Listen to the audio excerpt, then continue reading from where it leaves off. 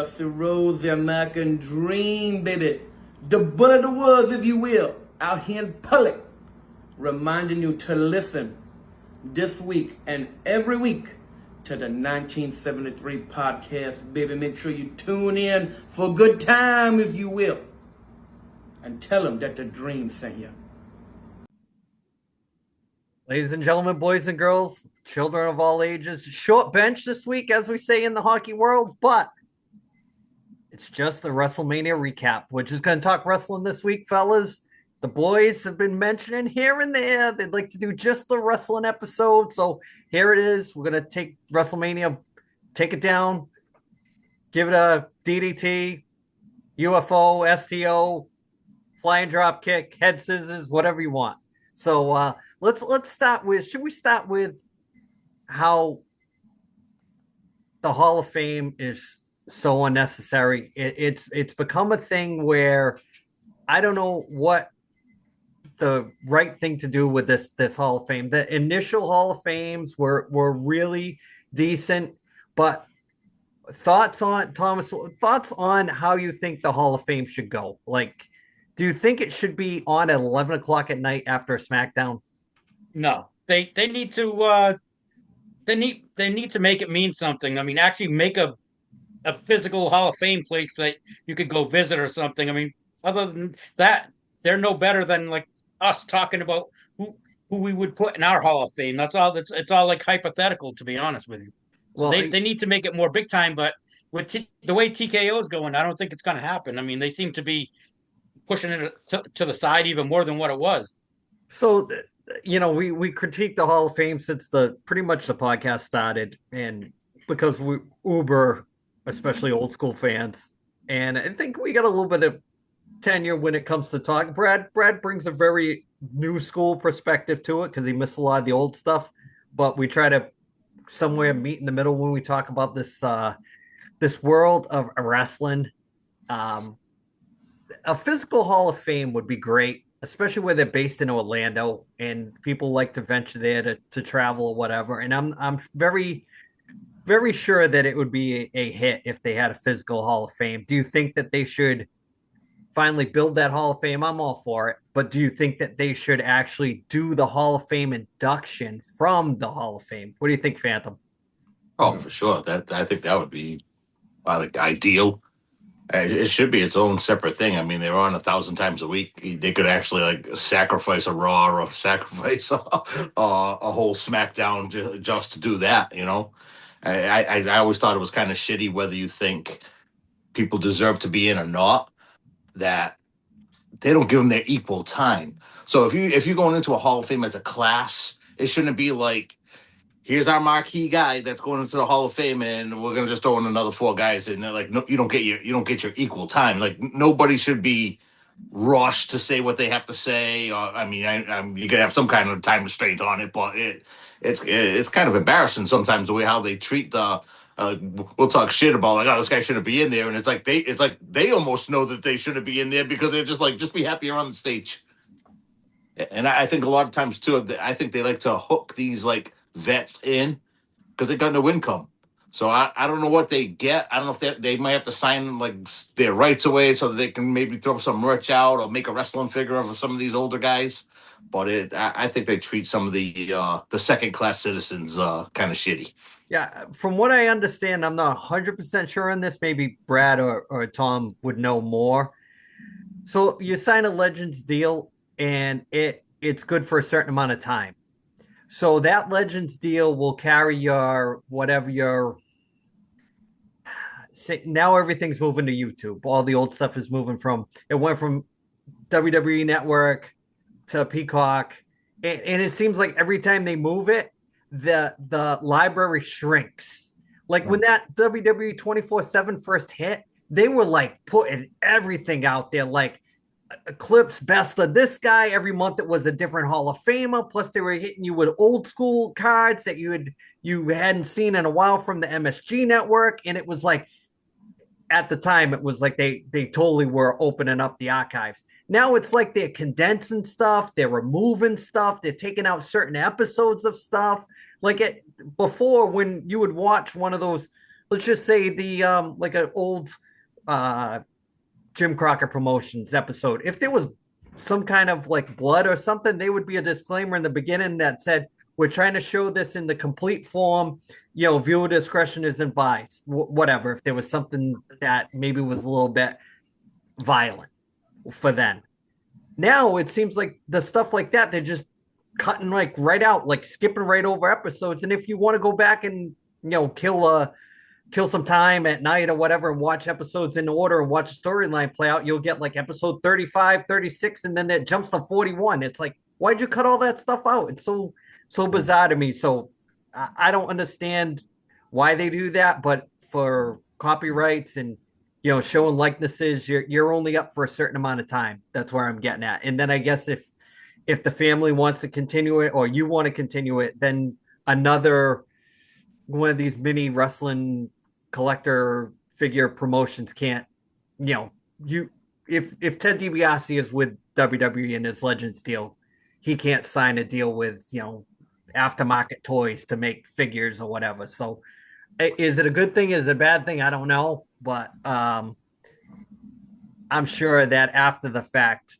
my biggest gripe with the Hall of Fame is putting people in that deserve to be in after they pass away. It's like a cheap in because they know they can get the family after that because maybe the family just wants to keep the memory of the person alive. So, do you guys know anything at all, Tom or Brad, about how the legend seals work? Because I know it's big with the toys. As far as I know, that's about what you said is about kind of what it is. I think they have to make certain appearances. Like I know if they have something not that if they had something scheduled on their own and SummerSlam or something's coming up, they have to go appear to that if WWE calls them. And I think just WWE takes precedence over anything else that they're doing, which is probably a better for them because they'll probably make more money there than they would at some small little ICW show or something in like Plymouth, Mass or something. Right. The other thing too about the legend stuff is I never realized this until we reached out I kind of found out more about it after the fact when I had emailed Leilani Kai about coming on the podcast and she was all for it, but she said that per her Legends deal with the WWE, she can't do anything non-WWE related. So here's a reason why I think they haven't put Jim Cornette in the Midnight Express in the Hall of Fame because he wouldn't be able to do his podcast. He would have to be exclusively WWE. And he couldn't sell all the amount of merch that he sells. He couldn't probably benefit off of that. So it kind of makes sense. You're kind of strong-armed in a way. But I think it benefits more of the families after the fact to keep the legend alive when, there's some relevancy going forward. But I think as far as when they're still around, like I know Ric Flair isn't under a Legends deal, and that's a good segue. What do you think about them barring Ric Flair from WrestleMania? Brad, thoughts? I don't know. I think it's probably a smart move, like business-wise, to ban Ric Flair. I mean, he has been off his rocker, insane, and doing a bunch of wild shit, pooping his pants at the bars. And, it was probably just a calculated move. Like, hey, if we don't invite him, he won't show up. We don't have to worry about any PR coverage down the road. But did you see the thing with him that kind of went viral where he wanted to fight Ludwig Kaiser? That was great. I gotta get Phantom. What do you think? Yeah, no, that's typical Ric Flair right there. That part was hilarious, and the part where he was saying that he passed up Wilt Chamberlain by the time he was 30 years old or something like that. But yeah, I don't. I was that stems from when they were having that little back and forth when Tiffy was going for the belt against his daughter. Yeah. And it was like sliding into my DMs and all that kind of stuff. So the thing about Ric Flair is say what you want about him. He is like the uber icon for wrestling. He's you know you see him now, but you remember him then, and him not being part of what's in that WWE universe is it's a shame. I mean, it's say what you want, but you can't have anything Hall of Fame related or merch or anything without that WWE machine behind it, and keeping that relevancy alive with even like Sting. Okay, yeah, all right, he was only there for a little bit, but there are just to have that whatever you put out, whether it's the video game every year or things with Hogan and whatever, if you don't have those certain guys, it's just like say that top 10.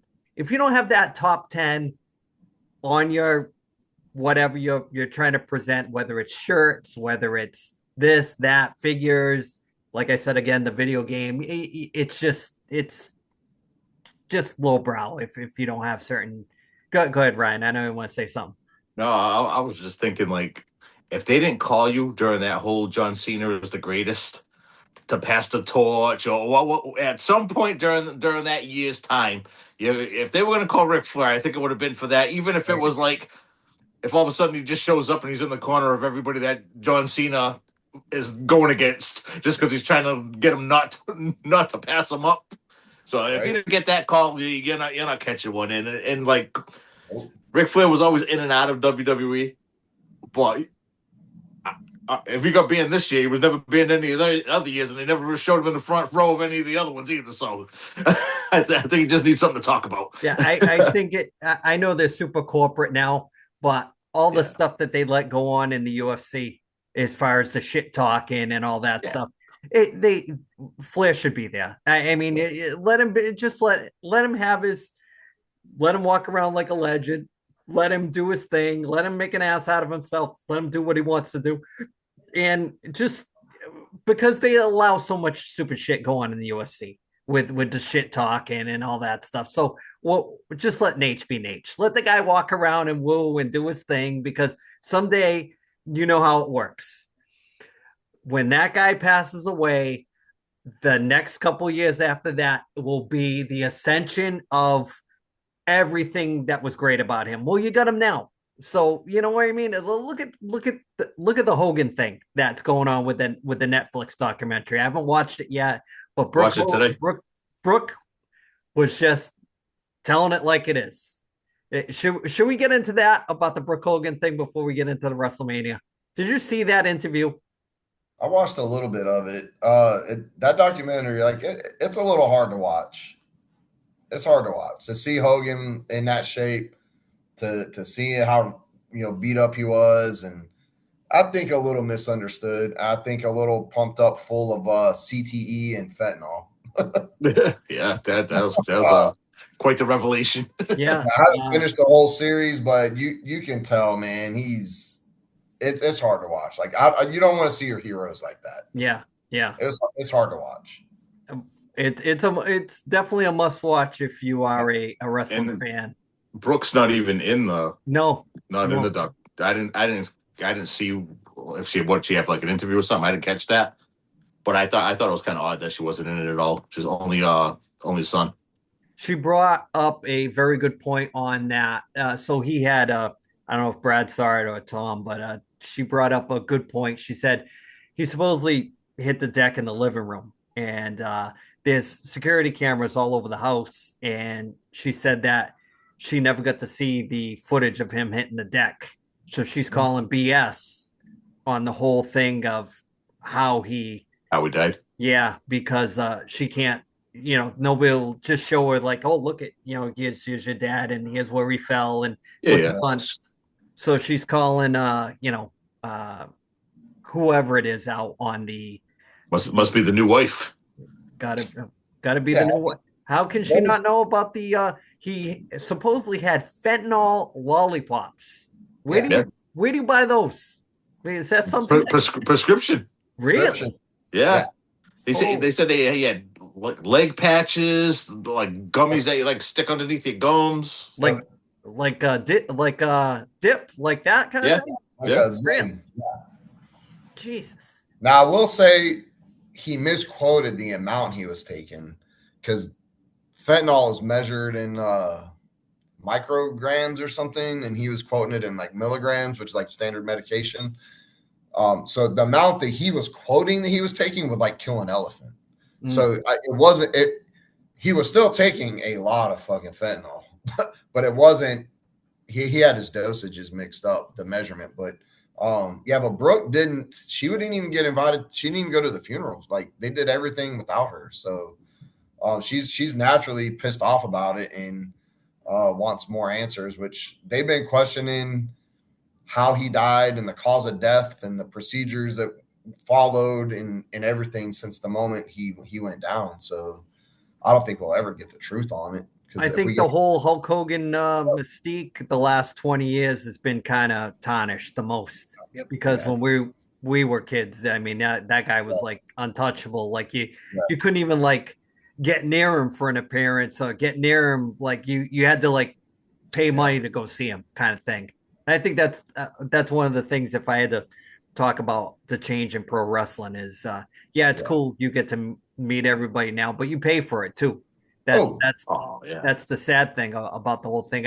Going back to the how we always joke about wrestling being for the poor. You got to be able to enjoy that fame, but you got to be able to give back too a little bit too, because those are the people that if you can't connect and it's just forced corporately, Yeah. you're not making that connection, that foam finger connection. That hey, I went to see this guy live for the first time, and I sat in the second row, and he gave me a high five. I got to go get a t-shirt. Or that I think that's all lost. The untelevised house shows and all that stuff where it's totally different now.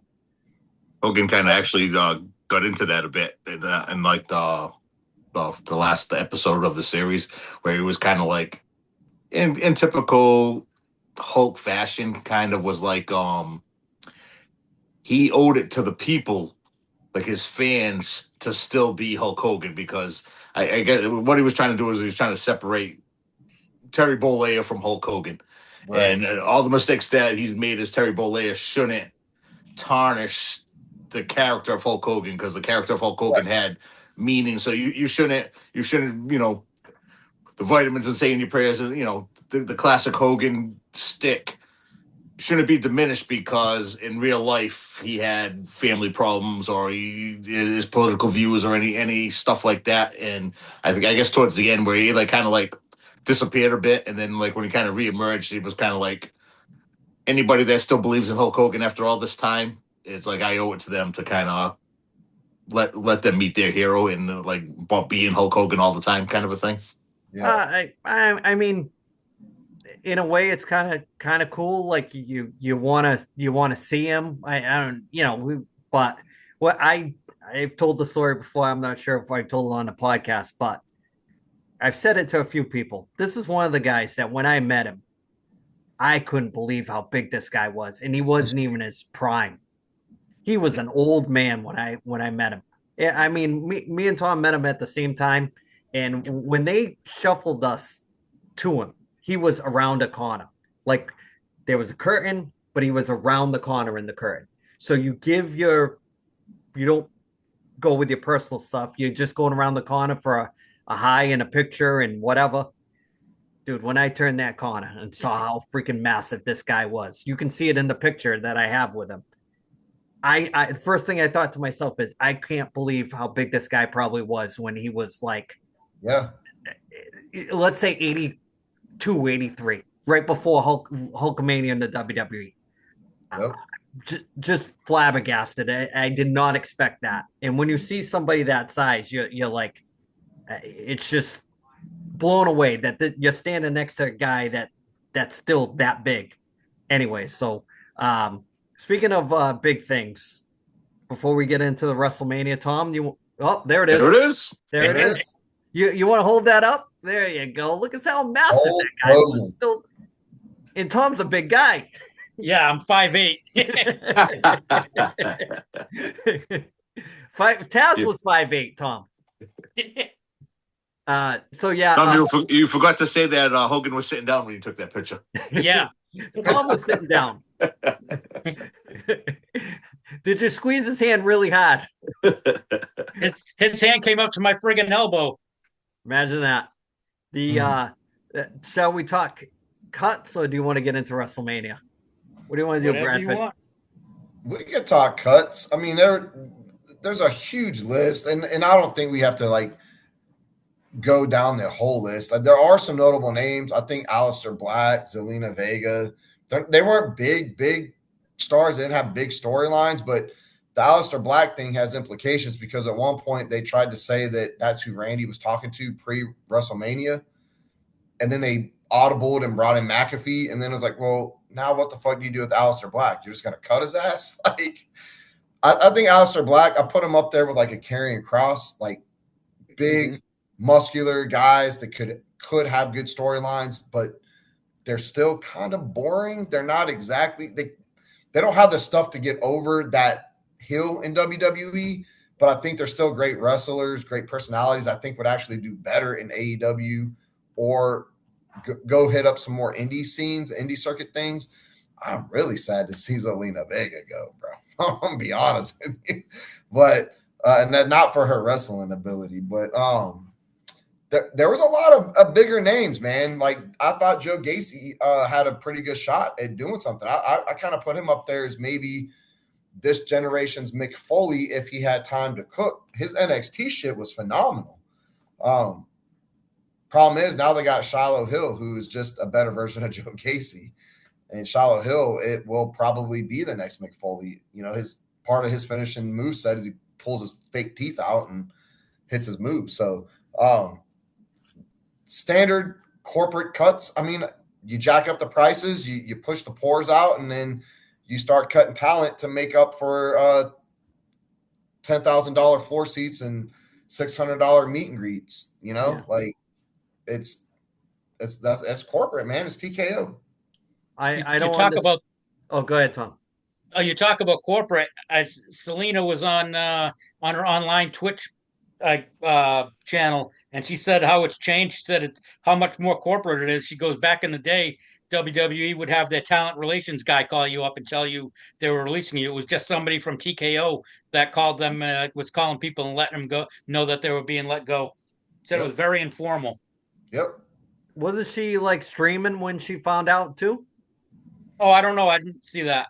He was streaming when all the dirt sheets started dropping it on their podcasts and on their platforms. So she kind of called them out with yo, like you should have let me say something, you know, that type of shit. So Wants to break her own news. If you had a supernatural gimmick, you got cut yesterday, pretty much. Bro, the Wyatt Six thing was really I mean, not really surprising, but how you gonna fire them and keep the MFTs? Yeah, it's crazy. How you gonna cut the Motor City Machine Guns but keep the Street Profits? Oh, they were so misused there. It was ridiculous. A slew of other tag teams that ain't done shit. How you gonna cut Aleister Black and keep Otis and Tozawa? I wonder if it kind of goes into like a true corporate thing where we don't know how much these people get paid salary wise. So who's to say somebody might be making peanuts and somebody with more talent might be making a little bit more money and they go because of the dough. You want to talk about who's not making money? AJ Lee, bro. Yeah, me too, dog. Me too. AJ Lee. They talking like the merch ain't moving. The hype behind the matches ain't there. Dog, like she might be on the chopping block. Like TKO is not impressed. But what is impressive is their lack of wrestling knowledge. That's the booking is awful. It's terrible. The going into WrestleMania, like if you did 42 WrestleManias and you put them in number 1 to number 42, how you liked them, you know, WrestleMania 3 in the top 5 WrestleManias of all time. This is in the bottom 3 probably of WrestleManias all time. Yep. And it's the cards suck. Since they went to 2 nights, It's awful. I know that's a Vince thing, but get rid of that. Stack the card for one night. Give it all you got for one night, so people don't have to commit to two. You don't have to buy 2 nights worth of tickets for even mid filler cards. Not everybody has to be on the show. Make it an all-star night, the Super Bowl of wrestling, and you stop from there, stop back, and the storylines have to be better too. They absolutely have to be better. That's one of the gripes. I saw a stat. It was 63% of the show was commercial breaks and walkouts and entrances. Bro, if I spent 10 grand for floor seats and 63% of my show wasn't even wrestling, each match had an average runtime. Obviously, the main events of night 1 and 2 went longer, but each match had average runtimes like 8 to 12 minutes. That's bullshit. Like, what are they thinking? And you said, like, cut it down to one night. Yeah, because it's not just a 2-night event, because they stack the events for the whole weekend. So you have SmackDown, 2 nights of Mania, and then the Raw after. So they're getting 4 events all in the same city. You could have put some of that bullshit, like the women's championship matches could have been on SmackDown or Raw, because nobody fucking watched those. The Vicaire and Liv match was actually pretty good. It just had a short runtime, and they kind of rushed it. That ladder match for the Intercontinental Championship for the men's, that should have been on SmackDown, bro. That wasn't even a fun match, bro. Those matches like that's just filler. Okay, we can get 5 guys in one match. Bro, the Fatu Drew McIntyre match, which I was more excited for that than any other thing on the card. The biggest letdown. How you have a street fight and it's PG and it's 10 minutes long with 2 of the baddest dudes in the fucking business right now? How about that? That's the street fight, but the 2 main event matches gets the blood. Gets the blood, bro. I was like, what are we doing here, man? You pulled out a toolbox, which goes back to that bad blood steel cage match where I'm like, people got busted up with. I thought they were going to do something. Nothing got done with it, bro.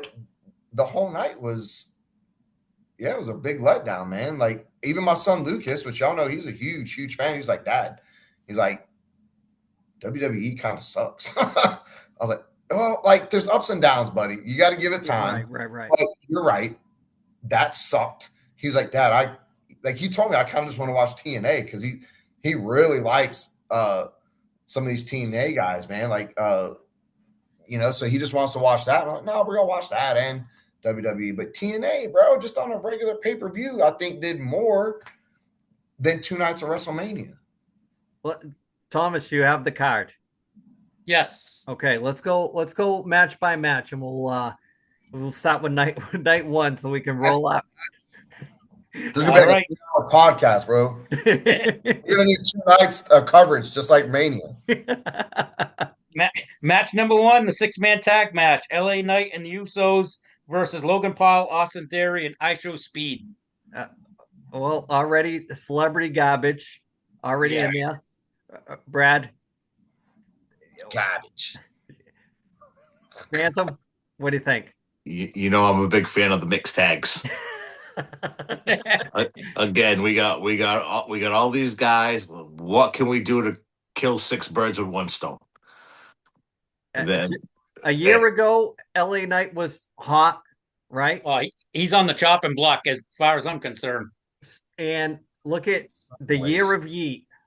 What a difference a year makes, Brad. You gotta weigh in on that one.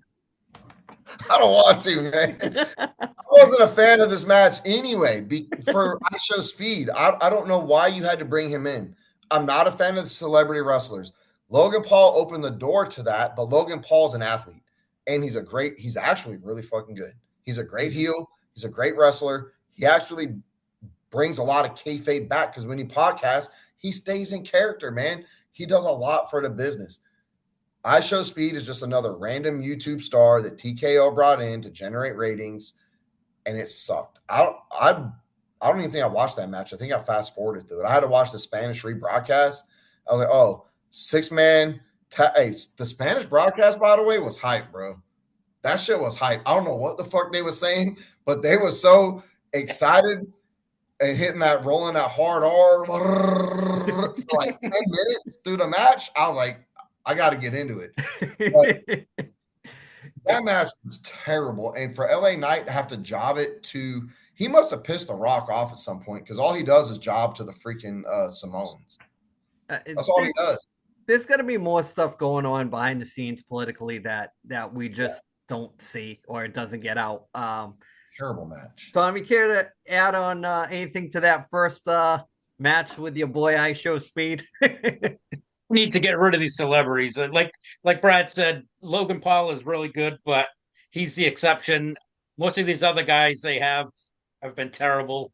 I mean, and you're cutting guys now, but yet you're bringing these guys in and keeping certain other people off of the pay-per-view, having them in the Andre the Giant Battle Royal, which isn't even on the pay-per-view anymore.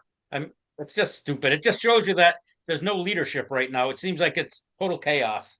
So, well, speaking of that, before we move on to the next match, because you like the Andre the Giant Battle Royal, which I think it's a nice ad if you want to have everybody kind of on the card for one night, and you put that Andre the Giant Battle Royal, and I'm glad that it's only one Battle Royal, not two, if you get what I mean.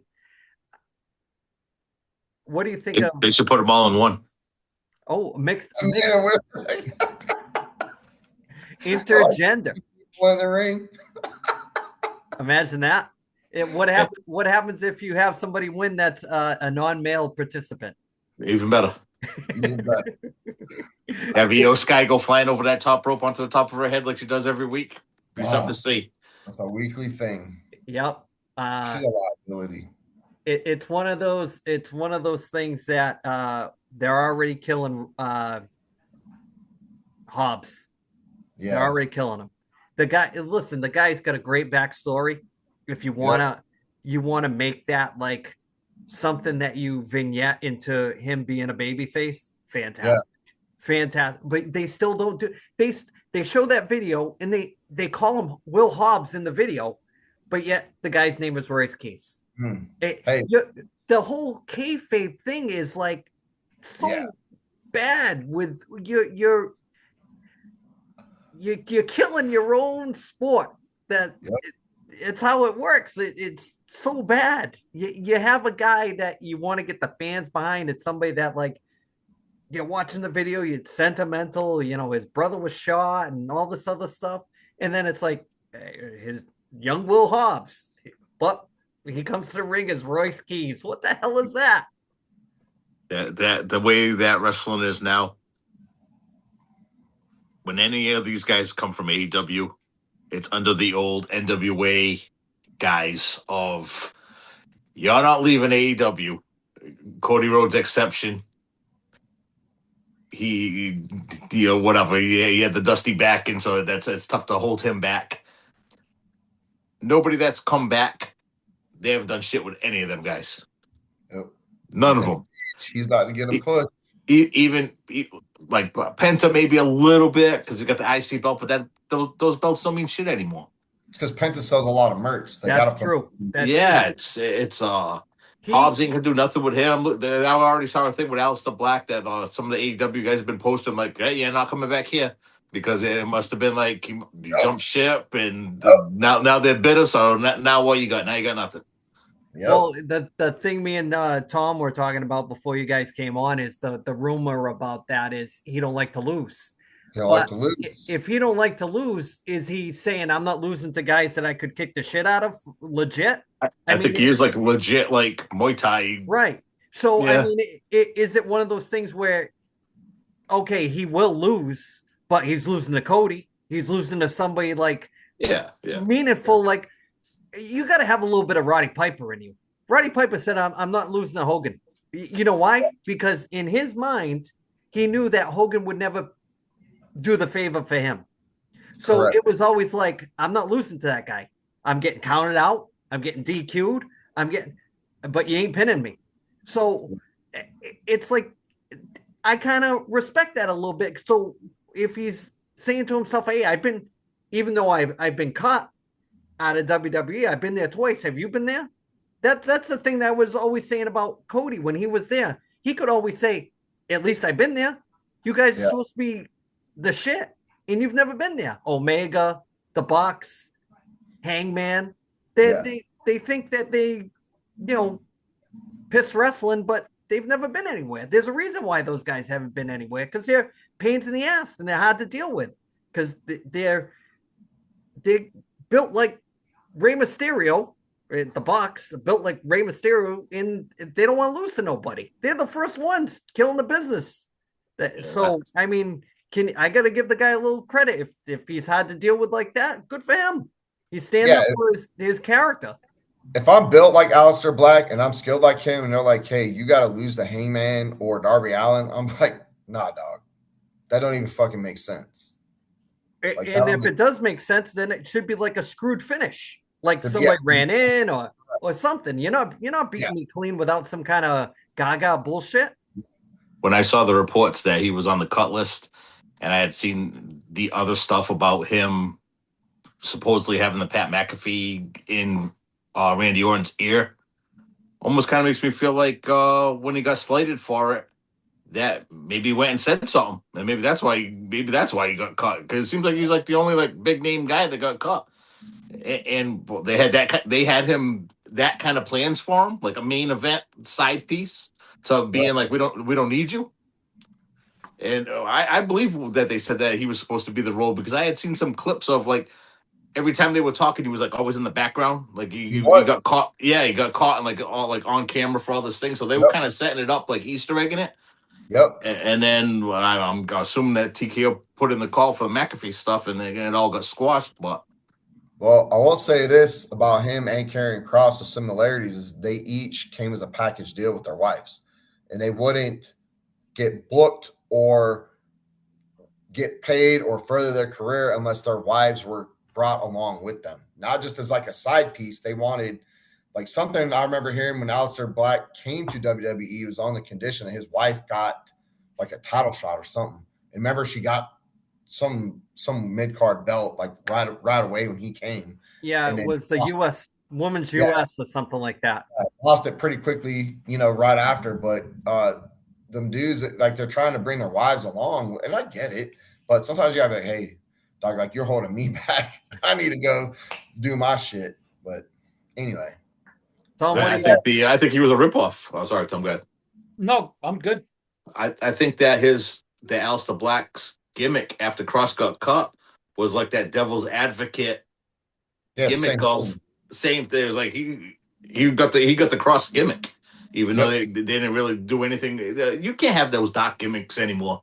It's everybody knows it's phony. So it's like with a PG rating, that it's never going to work. You can it's always going to be campy. So it's why bother?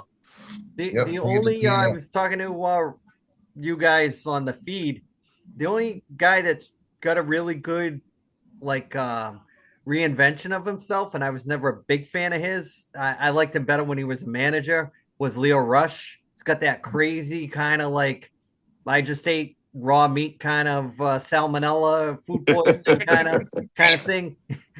Yeah, he's a little on the strange side. 2 episodes away from Zombie Dong. Yep. You only need to be 1 episode away from Zombie Dong. Yeah, less zombies, more Leo, I guess. Yeah. On that one. What's the second match? What was the second one? Women's Tag Team Championship Fatal 4-Way. Paige and Bria Bella versus Nia Jax and Lash Legend versus Charlotte Flair and Alexa Bliss and Bayley and Lyra Valkyrie. Now, did you find it odd that they did the demolition gimmick and a Southern KKK gimmick? Yeah, it was weird. That was weird all around, bro. Yeah. Thoughts on them bringing back Paige?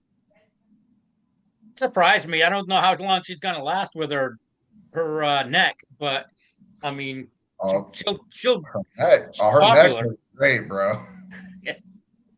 Hey, she's it's kind of funny that they hire her, and I think they cut Apollo Crews, and I believe he was in a certain video that's out there. But you know who that was? That was Creed. That was was it? Up, down, down. Oh, okay. That was Creed. Xavier Woods.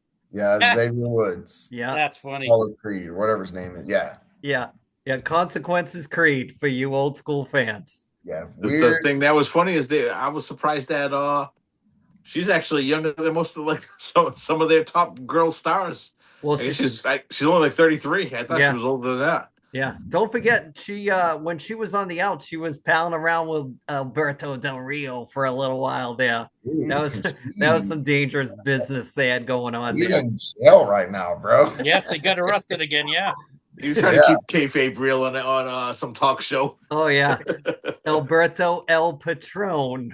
yeah. This, That this whole women's match. match just shows you how far the mighty have fallen with Charlotte Flair and Bailey, who everybody they always said that they were part of the Four Horsewomen, and now they're in the second match of which is basically a throwaway match. It's basically to get them on TV, I guess, get them a pay per Yeah. view check.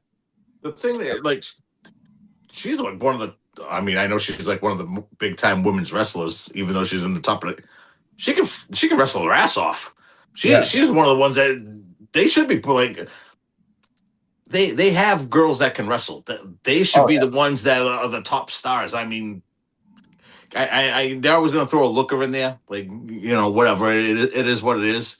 But for the most part, pick your five girls that can really go, and then some of these other ones again, put them on NXT. Let them work their way up. Charlotte Flair shouldn't be wrestling in tag team matches. She shouldn't be with Alexa Bliss. Like, what's the point of that? Now the Like, one all right, that like, can we already like break this up? Like, somebody's going to turn at some point. They'll probably turn her heel, but yeah, Yeah. her in that situation where she is now, that's ridiculous. yeah.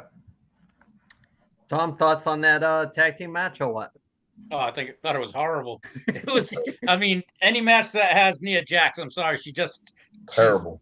yeah, she's terrible. And Lash Legend's not much better. She's just a little bit younger. That's all. She's married to Trick Williams though. Yep. Yeah, she can throw some people around though. Yeah, she's a big girl. When I'm watching that, I'm there for the botches. I'm watching that like NASCAR. Oh yeah, dude. Yeah. So she's like the new Jacqueline. Throw her in there, let her give some couple of stiff clotheslines, and let me enjoy the show. Yeah. All right, you want to go to match 3, Andy? Yes, please. All right, match 3: Seth Rollins versus Gunther. Oh, you know, out of those two, I like Gunther, aka Walter, back when they still had that NXT UK and they used to show stuff of him and Dragunov going at it. I'm like, this freaking guy. I don't know what they're doing with him, but it's tough. It's tough the way he's booked. It's tough the way that they haven't beat these legends. If they're going to keep doing it, they got to be consistent with it. He should have been the one to retire Lesnar. Yeah, save it. That's coming up. I was gonna say, It's coming up. Let it cook. Yeah.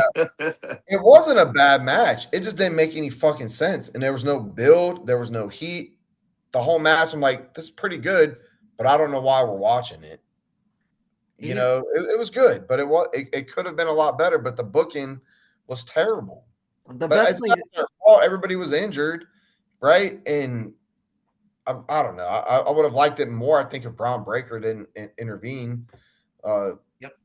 But again, they're struggling to get him into some storylines too. But not his fault. A lot of injuries, a lot of concussions again. So it's like, what do you do? To me, you're wasting Logan Paul in a freaking stupid 6-man tag. Stupid ass match. Should have had him fight. At least he was a part of the group. I like Brad's little ad as the Phantom was talking. He just stupid ass. Just right under the breast. Stupid ass. Great ad, Brad. Yeah. Flip it. The thing I like about Gunther, of course, because he's got that old school vibe to him, but his heat is from the fans that don't get it. You know what I mean? It's like because he's fights an old school wrestling style and he's rough. Yep. But but he wrestles old school safe. It looks more rougher than it actually is. Like you're okay the next day. You don't get injured wrestling that style. It's the appearance that like Samoa Joe. Same thing. The appearance that it's harder than what it is, but it looks more legitimate than a swanton bomb onto 3 or 4 tables. The ability to wrestle that style will get you a long-term career like that. Remember that banter with Daniel Bryan and the Miz, and he told the Miz, "You don't wrestle the way I do." Yeah, and the Miz goes, "That's why I've never been injured in 20 freaking years, is because I wrestle that style." Yeah, that style is going to keep you relevant and be able to walk when you're done. You're not going to leave, sucking on fentanyl lollipops like Darby Allin is someday. That guy's not even like 40 years old, and he's that guy's something's good. We said it a long time ago. We're going to be watching wrestling, and it's going to be an oh shit viral moment that somebody's going to have a Drozdov happen to him or something like that, and then that's what's going to stop all this extra stuff and go back to the Gunther style, how wrestling was meant to be presented, like how UFC is presented as a sport. But it's all that wild stuff. Now with viral clips and people on social media, that's what everybody's looking for, that viral moment. Look at because we were talking about the Seth Rollins match, look at the Braun Breaker thing with the chair shot. Knocked out. No. Paul Heyman has seen the worst of the worst with probably backstage injuries like from ECW. It looked like he didn't know what to do.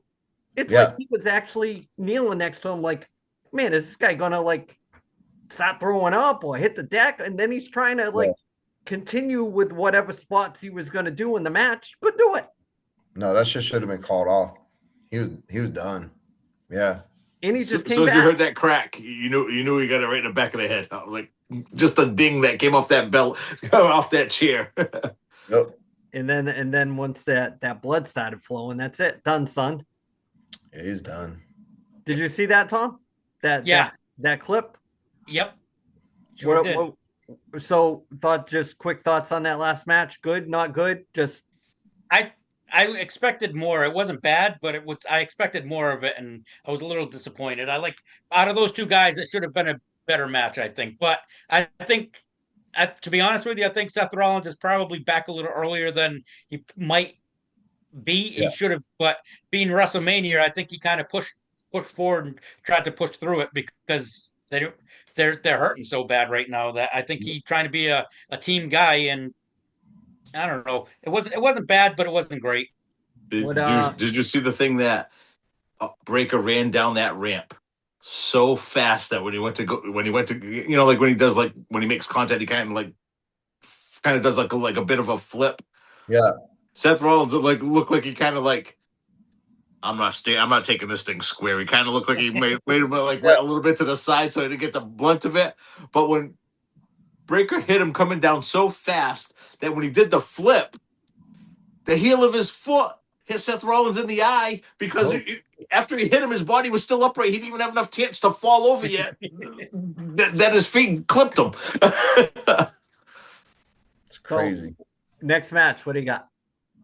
Women's Intercontinental Championship match: Becky Lynch versus AJ Lee. Listen, I'm all set with Becky Lynch. I don't know what they do, at what point in time they jumped the shark with her, but I'm all set. Oh, skip it. Yep. I'm all set with AJ Lee. I think AJ Lee's even worse. Both of them. Yeah. It was terrible. Well, she's not getting released, either one of them. So, nope. I don't know. TKO was saying they're not impressed with her draw and her merch sales. So AJ Lee, I don't know. CM Punk might have to pipe bomb some TKO. He might have to. Next match, the unsanctioned match: Jacob Fatu versus Drew McIntyre. Oh, here's a match that had a lot of promise. Yeah. A street fight that's not a street fight. Yep. I was most excited for it and was most let down by it. I agree. I was the same way. That was one match I think I was looking forward to out of both nights. So when they brought in Fatu, I was so happy. I was like, oh, here's a guy that, going to bring some legitimacy to whatever they do with him. And then he was like so ferocious with that style that he brought in and intense and all that stuff. And I'm like, okay, here's a chance that you're going to keep this guy heel get the most out of him, have him buzzsaw through some baby faces, and then Yep. eventually, when you turn him face, he's going to be like they did with Jimmy Snuka. And when they turned Snuka from bad guy with Albano to babyface, it was like a whole nother stratosphere. It was like almost ask these guys when he was like almost bigger than Hogan at one point in time. Up with that Piper feud, and before that Morocco with the cage, it was like unbelievable. I thought that that's where they were going to go with this guy, that he would be like top notch, and they have totally lost again whatever momentum they had with him due to shitty booking, poor like, promo works, whatever. It's just that him coming out on with the police car after the fact and putting him on the less is more with some of these guys. You don't seem dangerous when you come to the ring in a police car and you stand on the roof of it, hoping that you got good footing, that you're not going to fall. It's just thoughts on that match. Yeah, I know you're a big McIntyre fan there, Phantom. I always think he gets the shit into the stick. He's I don't get it. It's like, get it, bro. They almost like don't know what, when they first put the belt on him, like during the COVID time, it was kind of like, oh, why are they putting the belt on him? But from that time going forward, it's like he's that tier that's like right below. He's like main event, but they don't treat him like he's main event. He's the guy that's like so good that if they need somebody to, he's the one that's good. He's like, he took Seth Rollins' spot. Seth Rollins used to be the guy that he was just a little, he was main event, but he was just a little bit below like the top 5 or top 3 to 5 area. And it's like, this guy jobs to everybody. When are they gonna like? When's his payoff, or did he already have it? I don't know. Some of these guys. Now you talk about legit, those legit Hall of Fame guys. That they're older now. Punk's old. Drew McIntyre's getting old. You forget he was in obscurity with that 3MB thing, and then he left, and he was in TNA and the independent, all the stuff that Cody did. Cody's getting up there. You know what I mean? So as far as like really big stars, they got nothing. Nothing. The only legit young guy in wrestling that's even remotely main event is MJF, dude. Oh, MJF. Yeah, you're right. He's the only last guy legitimate to old school. Like when he stays in character, like at fan meetings, podcasts, he's always like bashing everything. Got the tentacles and everything. Like in case I go here, he like lays the groundwork for everything. Like if he went to WWE, boom, right to the stratosphere. If they didn't do crap with that guy, that's a shame. He looks good. He carries that old school flair. And after that, you got absolutely nobody. Even the older guys that were like huge, like stars, like Edge is aging out, Christian's aging out, the Hardy's useless. Samoa Joe, CM Punk, Daniel Bryan, all those young guys that were like the indie darlings at one time, all aging out. You got nothing. Absolutely zip. The landscape of wrestling is awful. And the guys that are coming up, they don't even look like wrestlers anymore. They look like they just got done pumping gas. They don't know how to make stars. They don't. Every time a big pay-per-view or anything comes up, what's the first thing they're looking to do? Let's bring back The Rock. Let's see if The Undertaker can do something. Oh, it would be awesome if Stone Cold showed up. And like, what are you doing? Like, you got all this talent. I kind of think like Braun Breaker seems like kind of like one of their guys that they could kind of push. We talked about 1,000 times. I don't think they'll do it with him, but like Logan Paul's got everything to be a great heel champion. But those I don't know if it's, you would think it'd be different now that Vince is gone, where the older guys can control the narrative of like, I'm not losing to this guy, I'm not losing to that guy. Like I think Punk's like that now. I think Punk has a lot of say in his character and what he does and who he beats and how he's used. But at some point, you gotta. It reminds me of old school WCW.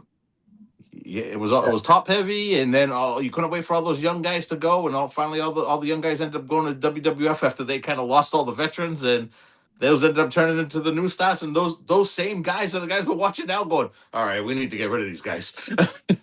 Yeah, even like people think that Roman Reigns is young. He's already 40. You Yeah, know he's what I mean? in It's like, his 40s.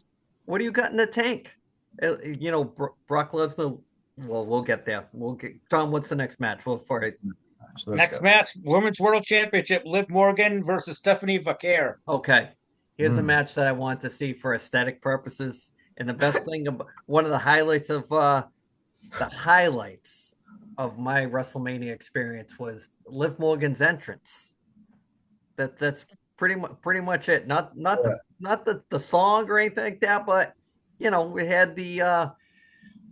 had the remnants of, if you are in the know, the Christina Aguilera Dirty video.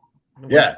Very, if that's your thing, which I will say, check the boxes for me on that one. And that was probably the highlight of night one for me. Yeah. Aesthetically pleasing, but just like all the other matches, it was rushed. It had a short time Man. limit. It didn't deliver, dude. And I'm a huge Care fan for multiple reasons. Yeah. But it didn't, man. It wasn't, man. It wasn't what it could have been. So it falls flat, dude. Just like all the others. Phantom. That's the best way to describe it. Thoughts on that, ladies, Phantom. I know you love a good women's world title match. Yeah, it was. I mean, I don't know. I kind of obviously everybody loves Liv Morgan. She perfect valet. Oh yeah. But to be the world champion, yeah. Like at least she can wrestle. Right. But now she doesn't have the promo because of the English. So she's got the look. She can wrestle. It's almost like a pyramid. If you got 2 out of the 3, you're doing all right. 3 for 3 should be that rare air that we're talking about. That those should be the ones that we're seeing every week. So that little note to self to the creative team of WWE. Could you please tell Stephanie Vaquer that no matter where she is, she doesn't need that freaking spider tattoo on her face? That you're out in public. You don't need the eyeliner. Nope, she needs it. It's kayfabe, bro. We're just talking about how important kayfabe is. She needs that birthmark at all times. All times. Okay. We'll meet in the middle somewhere on that one, Bradford. Tom, want to weigh in on the ladies? It was there. That's all it was. It was, I mean, good eye candy, but other than that, it was a bathroom break.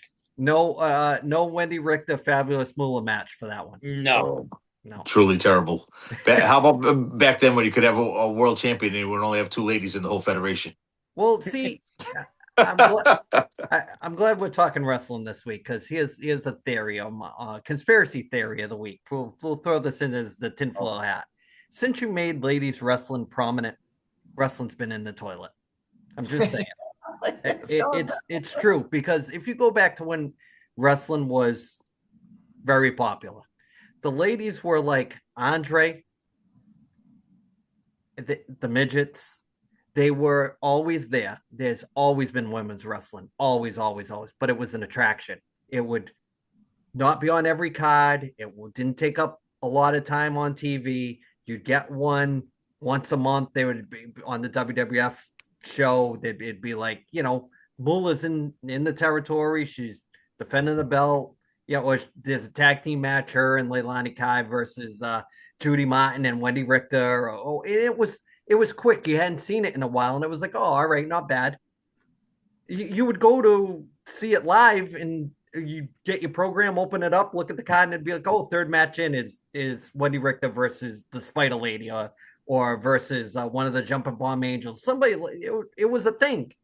Now it's become too much of a thing. You see it, and it exposes how bad wrestling actually is. And then if they do have a shit match, then the next match, the guy's going to follow it, and it makes their stuff look awful.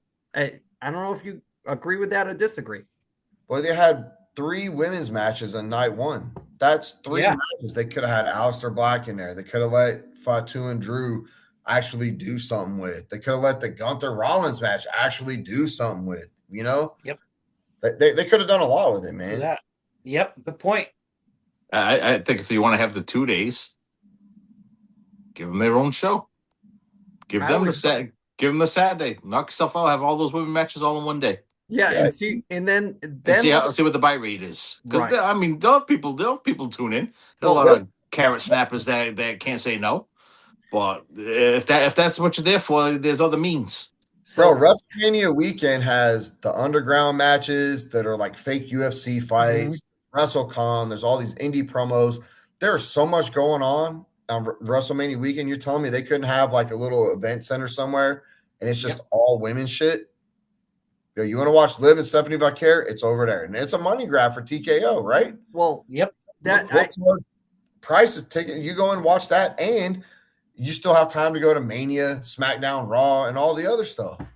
I think a good litany test for TKO would be give the women their own show, like call it exclusively like they own Evolve now. So change Evolve to all women's wrestling, give it their own show, and see what it does for a buy rate. And if it is becoming a thing, then I'll eat my words. But I guarantee you, the hardcore wrestling fan that wants to see wrestling isn't gonna pay more to see that than what the actual presentation is. It's how it is. You don't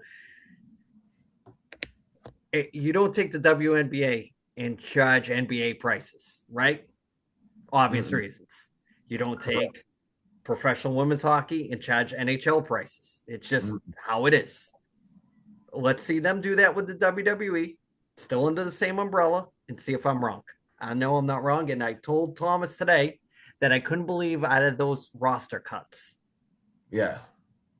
that people were losing their minds over the Kairi Sane cut out of everybody.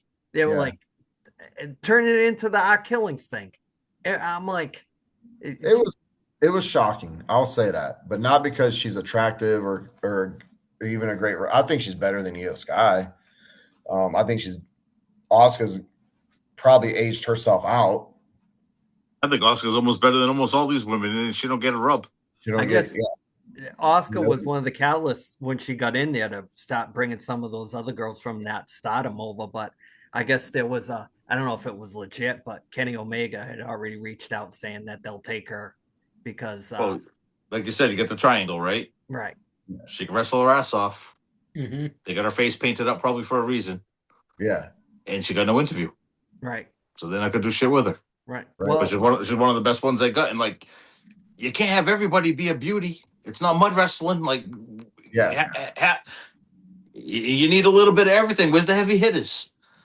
I feel like TKO is looking for more aesthetically pleasing women, though, with the exception of Nia Jax. Because, like, you look at Tiffany Stratton and even Rhea Ripley, both of them used to be swolled up for women. They both leaned out. Mm-hmm. Big time, bro. Yep. And so I'm like, I wonder if and it's happened since TKO came on. Now, I don't know why Nia Jax isn't on like the fucking treadmill diet plan, but like they got Rhea Ripley and Tiffy Stratton leaning out. And then you look at all the other women stars, they don't have any of the big buff, except for Jade Cargill, who's obviously on steroids, but like everybody leaned out, man. It's more pleasing to the eye. Nobody wants to see Rhea Ripley yoked up. You know what I mean? So now she leaned out and she blamed it on just getting healthy and stuff. I'm like, I don't know. You know, maybe something to do with that. You can't. It goes really for the men as well. Everybody can't be the Rock. Everybody can't have that Rock gimmick. It's like that's who everybody wants to be. It's back in the day. You had some big guys or the guys that look like they haven't washed up in years. You don't really have that anymore. That's like a top guy. Everybody's got that shine to them. I think sometimes that's why LA Knight, like, I think that's where he rubs people the wrong ways. Like he's almost like a Rock / Stone Cold ripoff. Like he took the two characters and kind of merged them into one. Even Yep, kind of sounds like him when he talks. he does. So it's I always feel like they're so caught up with what was good in the past that they can't create anything new. Is because anybody that comes in is like, y'all gonna be the next Shawn Michaels, y'all gonna be our new Triple H, y'all gonna be you're trying to pigeonhole people into being somebody else rather than just Letting them be. let them be their own personality. You probably got some wild personalities in some of these guys, and just turn them up to 10, and that's usually where the wrestlers are at their best. Yep. Yep. Thomas, night two. Well, no, we got the main event, Let's night get the one, main Cody event. Rhodes versus Randy Orton. You know, I don't know if I was a little let down with this because of the angle. I don't know. I'm a Rhodes family guy. You know that. And I expect that lineage is kind of one of the last. I'm still hoping that they're going to bring in Dustin Rhodes some way, somehow Yeah, right. right? To just somehow Yeah. like bring that back home, bring the thing back home, some kind of angle, some kind of something, and they keep dropping. Where they're going to wheel him out? The guy's got a double knee replacement. I was gonna say he's almost up to the age to show up. Yeah. Just one of those things where he's the manager or he's helping Cody and then he screws Right. Cody and then they have something and just some kind of something. I don't know. I'm always disappointed with Cody's booking some way, somehow. It was bad in AEW and it's bad in WWE. Yeah. Thoughts on the main event there, Phantom? Well, I'm for a match. It was a good match. Good. The match, it was the shitty build up going into the match. It already gives you a bad taste in your mouth before it gets going.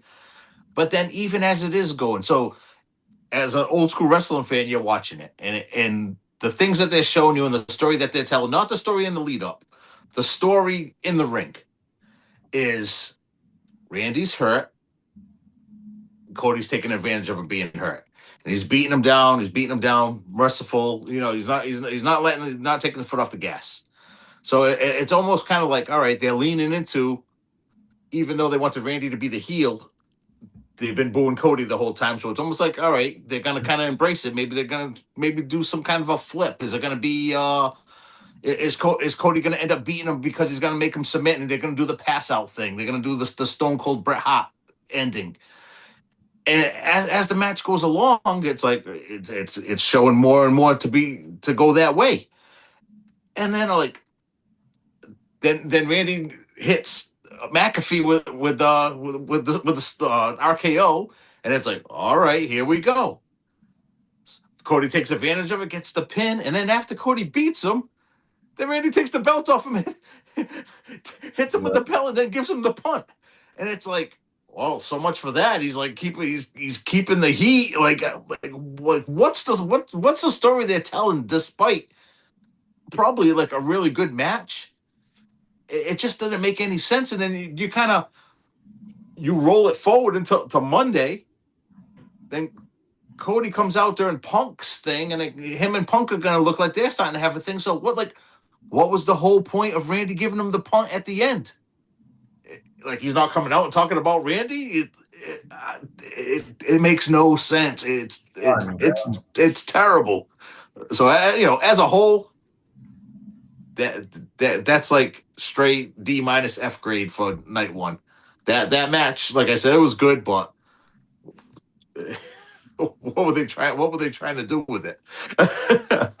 Just like that match gets Brad's hat, T for terrible. Oof. Terrible, bro. And I thought you was drinking something. I forgot you don't drink. It's just water. Like there was no story build to it, and I think the McAfee jelly roll thing distracted from it a lot. Jelly Rolling came out and told McAfee, he was like, "Bro, we didn't even belong there. Like we had no business being in that shit." And so I'm glad that they recognized that like they shouldn't have been there. The match was all over the place. I got really excited when Cody hit a low blow because I was like, now we're taking this direction. But like Ryan said, then like Randy gets up and just starts RKOing everybody, and it's like, oh, now we're back on that shit again. And then I don't know, man.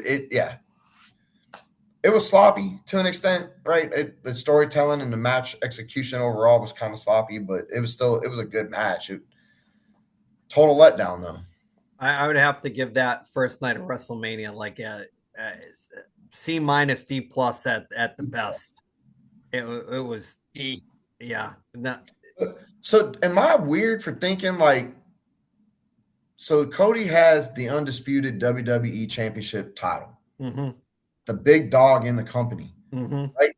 Did they not, in a sense, kind of bury him in that title by putting Roman and Punk as a more important match on night 2?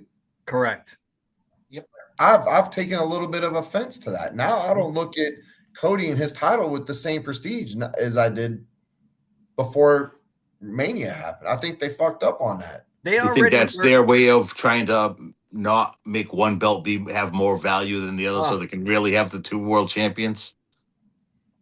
I've said it before. There's no 2 Stanley Cups, no 2 Vince Lombardi trophies, no 2. There should only be one. And that champ, they want to book that perfect. I said it before. I'll say it again. You want to book that title to mean something. That should be the one guy that travels through both shows to make that title exclusive as the end all be all. You like put it in that Flair kind of traveling champion kind of thing. You're the guy that rules the roost through both shows. You can't be drafted to a show. You're the guy that's the AK Monday traveling champion. You could even show up on NXT. You could even show up on one of these other things. That's your thing. It gives you the free reign to be the guy. And like Cody cut a promo, I guess, last night saying that, he's open to all challenges. All right. So that's how it should be. But the thing that was great about Cody's thing last night is he talked about like his booking. His like Mania, always going into these Manias, and it was like not really a pipe bomb, but it looks like he kind of, I don't know if it's live mic or who can say whatever. I mean, I'm sure he could get a pass if he says whatever he wants. He's not going to get fired. Is like he was like TKO's 0 for 3 with messing with my WrestleMania bookings every year. They're putting their 2 cents, and it's like, you guys are fucking me up here. No wonder the people are booing me. There's always curveballs and everything that I'm trying to do.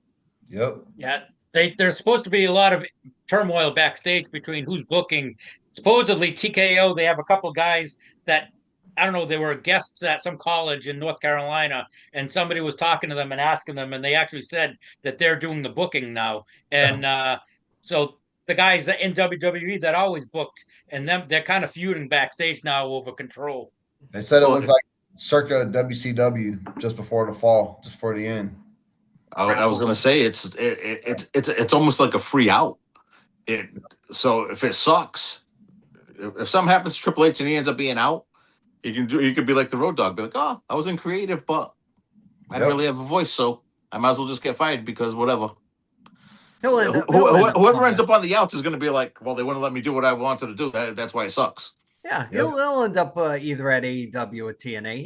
He has some stuff to offer, especially if he goes to AEW. Billy Gunn's there, so he could do some creative stuff there. I'm not saying he's going to get in the ring, but if he ended up on the outs and Vince really wanted to come back in, and I don't know what the relationship is after they kind of cut Vince's neck a little bit, but if Vince can't be out in the front, if he could just be off on the background, if they essentially could make their own company. They're the big timers. They all got dough, bro. With all the cuts in personnel and wrestlers, Vince could very easily go drop a new promotion very easily. The talent's there. Yeah. Tom, speaking of crappy booking, let's do night 2. Jeez. Night 2, match 1, Obafemi versus Brock Lesnar. This was good. This was a good match, bro. But I watched it back. I don't think Obafemi even knew he was supposed to win that match. I think Brock mailed it in, and now, of course, all the controversy that he's being sued for $1 million, all the turmoil backstage because he threw up the X, he retired because he didn't want a job to Gunther at SummerSlam. But I'm not mad at him. That's the most exciting thing to happen the whole weekend was that. Yeah, you got a little. It was if there ever was a WrestleMania surprise this year, it was him doing the retirement thing unannounced. So that I mean, I'm okay with this match. Yep. Like I was telling Tom, he always likes to go on first, so he don't wait around. You know, he gets the hell out of there. He Yep. probably shows up like maybe an hour before the match. Probably walks around. Probably finds Heyman. They start going over stuff. He goes out there and probably doesn't even take a shower. Probably just walks right out the back and barefoot, just t-shirtless and right out and leaves. I was watching Sports Center that night afterwards, and they had Triple H on, and they asked him about Brock Lesnar, and he says, "You don't talk to Brock after a match." He said he always comes back. He's mad. He says he usually just walks past everyone and goes in his locker room and takes off. He says so. He says I'll talk to him in a few days, but he says he's not the one to talk that you want to talk to right afterwards. They're trying to say it's a work and it's this. Yeah, that's what I heard too. I think the Janelle Grant stuff is coming back up again. I think he's just tired of the BS, and I think a lot of dudes aren't happy with the TKO merger, bro. Yeah, I was gonna say give Andy his props. He said it 1,000 times. How good is wrestling when shit happens and nobody knew it was gonna happen? Yep. Yeah, If we had read about it already 3 weeks ago, Brock's gonna retire. He's putting over Femi over. He's gonna be the next big guy. Blah blah blah. We would have been like, all right. Opening match for the retirement. It was funny that it was the opening match and he did that shit on his own. And I bet people might have missed it if anybody started late. I don't want to stay on this too long because I've mentioned it so many times. It's like the modern day wrestling fan is so annoying. They're so annoying. They'll be the first ones to complain about ticket prices, but they got to know everything. It's like, what do you need to know, dude? No, the surprises are the best. Yeah, what do you need to know? The whole basis around birthdays and Christmas is the surprise. Yep. And you wait all year for that stuff as a kid. So why are you ruining it? So you can be the smartest guy in your group? Yep. Okay, all right. Just watch it and let it be organic, dude. That's the people. Okay, people love UFC because it's a legitimate sport. You don't know who wins. Would you watch if you knew who was going to win?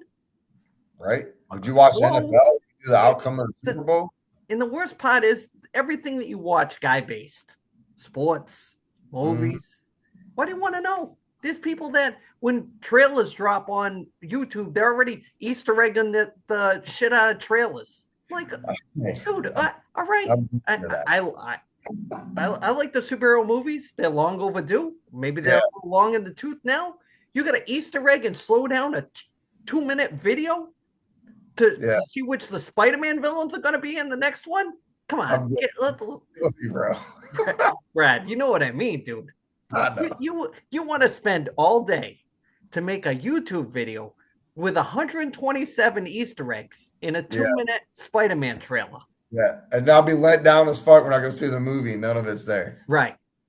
Look, if you look real slow on the back on the Statue of Liberty, there's Wolverine. Okay. All right. Reflection in the mirror on the car around the corner. Yeah. Right, there ain't nothing wrong with watching that stuff and trying to figure that shit out on your own. I don't want to read about it and find out shit that I didn't notice. Right. Yeah. It's the I'll say it again. It's my Empire Strikes Back rule. Yeah. If you were a kid and you were standing in line, like massive lines back then to go see movies, and somebody walked by you and said, "Dude, I can't believe Darth Vader's Luke Skywalker's father," you'd be in line wanting to kill that guy. You'd be like, "What? No, Yeah. you might have just ruined it for somebody watching the podcast. You just never seen that movie. You just ruined it, Andy. Yeah, Good job. well, wait till we review that one week. How about if you were walking out of that line and somebody had the sports almanac and they told you that in the 2000s that somebody would say that there was a movie that came out that year that was better than the one you just watched? That sounds like Back to the Future. So it sounds like a Rogue One. What? Rogue 10. Say it again. Rogue That's 10. the worst movie ever made. Yeah, Brad, we're gonna make a T-shirt up for you. Rogue 10. It is.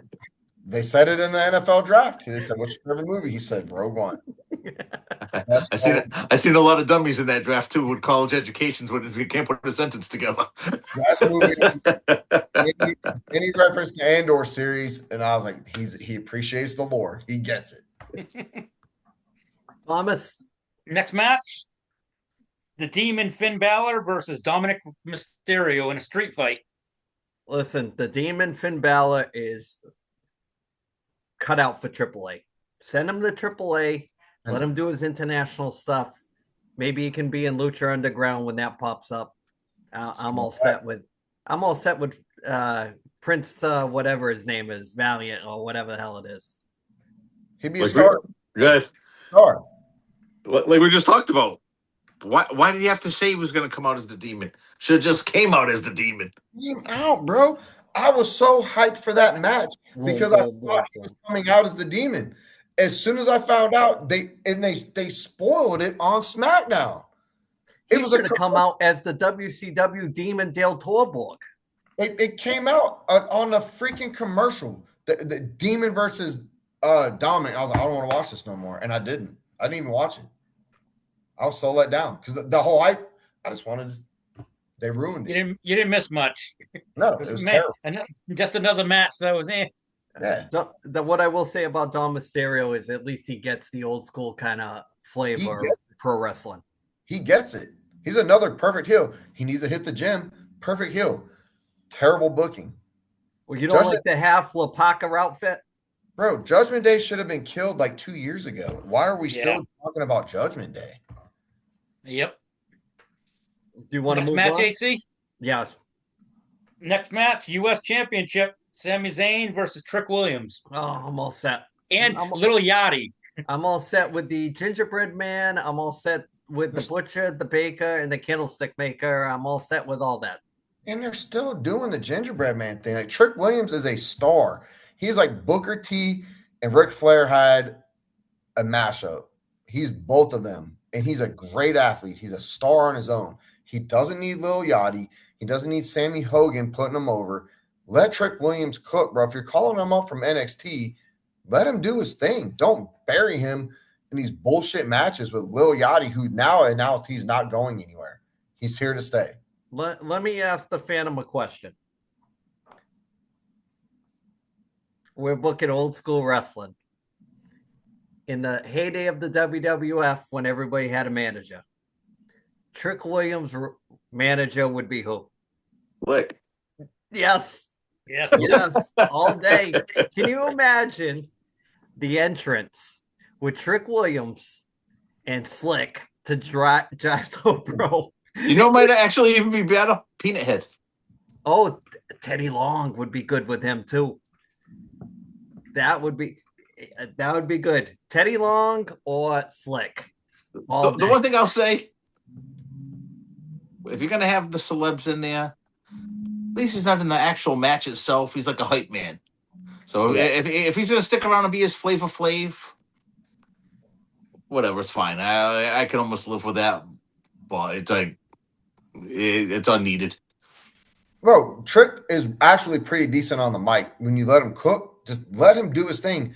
And there's been several times Lil Yachty like steps in front of him to cut the promo for Trick. I'm like, Trick doesn't need like Braun Breaker needs Paul Heyman to talk for him because Braun Breaker sucks on the mic. Well, he's the signer.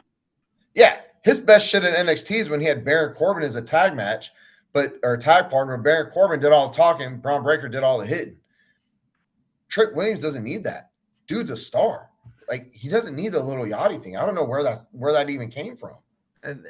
He just showed up one night and won't leave. The thing that like we kind of talked about earlier, they don't have any good young stars. Trick Williams is hot now. Now's the time to do something with him. So like, if you just let him simmer in the middle, The then thing, then they float back down. they have the young stars. They have Ala Dragunov is a star. Trick is a star. Obafemi's a star. They're bringing up some dudes from AEW through NXT. They're getting them on the main programming. The problem is when they bring them from NXT to the two main brands of Raw SmackDown, they get buried by all the old geezers that won't quit. And then terrible booking on top of that. When's the last time you saw Ala Dragunov in a match? When's the last time you saw Carmelo Hayes in a match? If they were smart, they would go the MJF route with Ethan Page while they have him, because he has definitely got some old school flair to him. He looks good. He dresses like a pro wrestler. You know, he wears he's pro Canada, and he lets you know he's pro Canada. When he has the title, he actually presents the title like it's something. I mean, the whole, when you talk about checking all the boxes, I think him and when he's with Chelsea Green, they're really good together. I like they could do a lot with him, but are they going to do it? That's the thing. They call him up from NXT, and they bury him, and then they left a whole void in NXT with nobody coming up to fill the ranks, dude. So I don't know. Yep. Next match, Intercontinental Championship ladder match. Penta versus Javion Evans versus Dragon Lee versus JD McDonough versus Rusev versus Rey Mysterio. Why you got a whole bunch of luchas and then Rusev? I was just going to say that. One of these things is not like the other. And then Javon Evans is another young star, Andy. Like you said, that you guys keep saying no. Javon Evans is a star. Why the hell is he in this ladder match where he's not even booked to win it? Like I knew from the get-go, Penta was walking out with that shit. Yep. Like what are we doing, man?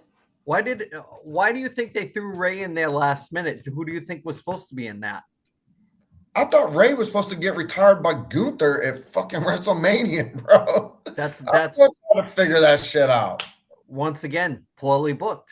The whole He probably doesn't want to hang it up. He needs to. He's my top 3 favorite ever. I love Rey Mysterio. I can't watch him wrestle anymore. It's too old.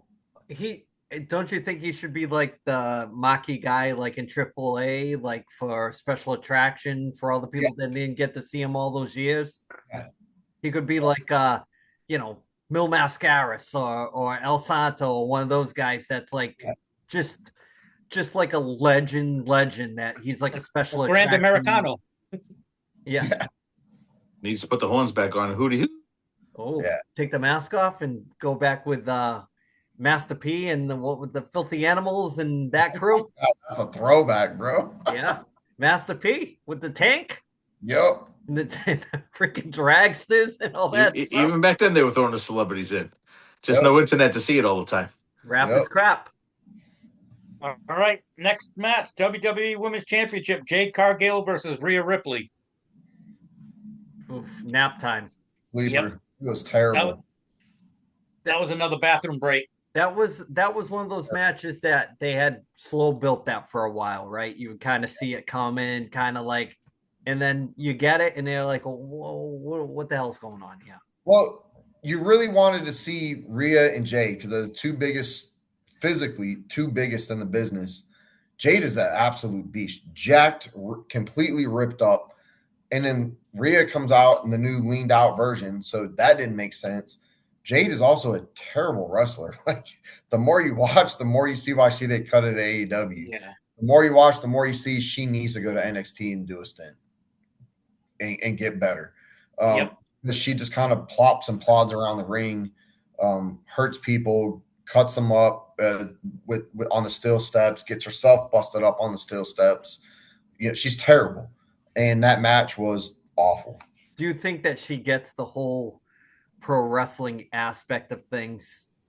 Who, Jade? Yeah, I think she gets it.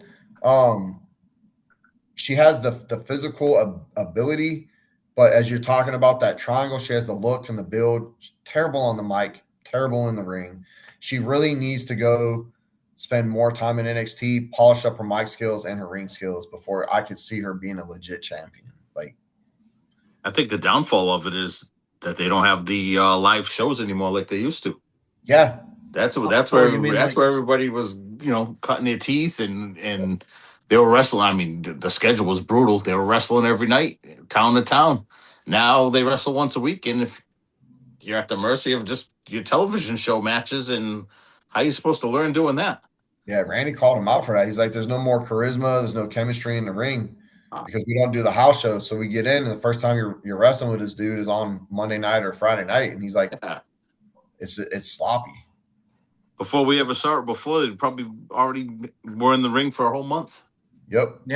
yeah, that's true. Doing the circuit, and if you didn't pay, to go None see of it was on TV. There was no internet. Nobody knew what was happening other than the kids going to school telling their friends what they saw. Yep. Final match. Championship. Roman Reigns versus CM Punk. Probably the best overall match on the whole WrestleMania 2 nights. I mean, you got two guys that had never really had any story kind of coming together. I think there was a pretty decent build up to it with the banter back and forth. Even after the fact, Punk had kind of kept it going with saying a couple things like the Ula follow. He called it a bunch of hot peppers around his neck and stuff like that. Yeah. So I do, people like him, people hate him, but he's another guy that gets the old school, like just building a story, keeping the kayfabe going. You don't know what's legit and what's not.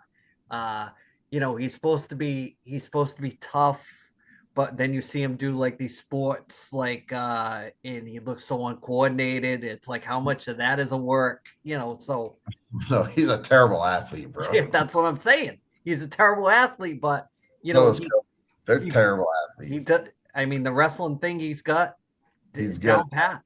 Yeah.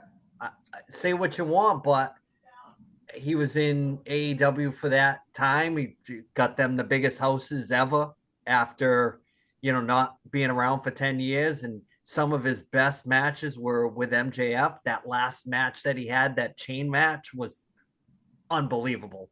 That dog collar match, fantastic. They never did the story. Speaking of Vince, they never did a storyline with him leaving AEW. He was still the champion. He still had the belt. Remember, he used to carry the belt around the bag. He should have brought that to WWE. He could have done so much with that, with a storyline. But once again, poorly booked. Back to the match. Don't want to get sued. Yeah. It's worth it, though. I don't even know if that match was that good or if the whole event was so terrible that we're giving that match flowers just because compared to the rest of the night, both 1 and 2 are like, oh yeah, because it was good. But like I remember as we're watching it, I was telling Lucas, I was like, bro, there's a formula that WWE uses for these big matches, and you have your two big stars, and they'll trade blows back and forth, and it'll get to a point where they start trading each other's finishers, and then they rush the ending and they finish it real quick in a kind of a quick rushed ending. And as I'm explaining that to him, they start trading each other's finishers. Punk hits a spear, Roman does the GTS, blah, blah, blah, and then they rush the finish. They get the 3 count, and it's over. And Lucas just looked at me like I just predicted the future. And I was like, nah, that's their formula, man. And like if it's that predictable on night 2 of WrestleMania, I mean, I wasn't a huge fan of it. I do agree with Brad after the fact, talking about it, about the is it mediocre? It's just everything else was so bad. It's like algae that floated up to the top. That's like, it's not that bad. It's better than I don't know. I just think that WrestleMania doesn't feel like WrestleMania anymore. It feels like a corporate. It doesn't have the same. Yeah, it has commercials. That's ridiculous. I mean, that's the stupidest thing I've seen or heard. I mean, come on. Somebody said it was soulless. It just felt soulless. And I was like, that's a pretty good descriptor for the last 2 Manias. I just look at it like the poor factor is you make your core audience, the people that will be consistently wrestling fans from grandfathers to sons to fathers to their kids to brothers to sisters to brother that you lost all that because you can't afford to bring that whole clan anymore. It's just it's so bad. It's there's got to be something that's got to change, and I don't know what it is. Maybe it's a big injury that's gonna change the course of the way they book wrestling, or I don't know, or maybe just somebody comes along that's so wrestling minded that changes the landscape. I don't know. I remember how pissed I was when they took WrestleMania from New Orleans because I was so set to go. I'm so glad they did after the fact because I would have been very my kid I think would have been extremely let down if we spent a couple of grand and me and him to go to both nights and that's the product we got. I think when you go live, you get that live factor though. Because I've seen some stuff with the people that were there, or they thought it was fantastic. I think you get that maybe because you spent the money, you get the full experience rather than kind of just watching it from home. You know who The didn't think it was fantastic, Phantom? The guy that was watching it with the Stone Cold vest that fell down the bleachers. Did you see that? Yeah. Did you see that? Yeah. Oh, Nope.